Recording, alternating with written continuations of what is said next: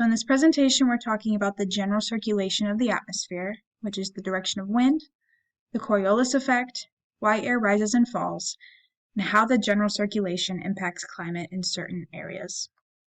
So wind itself is the result of horizontal differences in air pressure. Wind is controlled by three factors, which is the pressure gradient force, the Coriolis effect, and friction. Pressure gradient force is the overall amount of pressure change across a given distance. Isobars, which are the lines connecting places that have equal air pressure, are what we use to measure the pressure. The spacing of the isobars is what shows us the amount of pressure change across a given distance.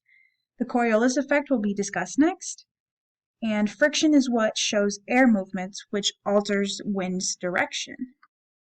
Wind tends to move in a straight line, but the Earth is rotating, so the direction of the wind naturally deviates. The deflection is directed at right angles to the direction of airflow, and the stronger the wind, the greater the deflection will be. The wind is deflected to the right of the path of motion in the northern hemisphere and to the left in the southern hemisphere. So why air rises and falls? So overall, the difference in pressure is what sets the air in motion, but the sun's energy heats up part of the surface, and the heat will rise up into the air, and as the air rises, it creates low pressure underneath it. The air cools as it goes up into the atmosphere, and because it's heavier, it will fall back down, which you can see in the picture. It shows the cycle.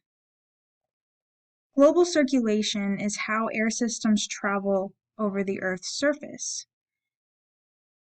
So the high pressure band is located around 30 degrees, which is around here and here, around both of the hemispheres.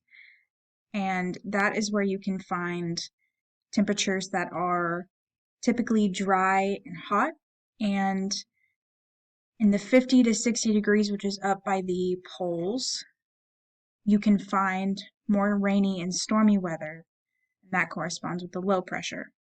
So next is how global circulation impacts the climate. So the equatorial low, which is found here, has moist, hot air. The subtropic high, which is on both of the hemispheres around here, is where you'll find deserts due to the stable, dry conditions. The trade winds, which are on either side of the equatorial low, are caused by the Coriolis effect.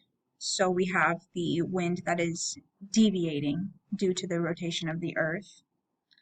And the westerlies occur between 30 degrees and 60 degrees latitude in the northern and southern hemispheres. And westerlies are also what give us our seasons.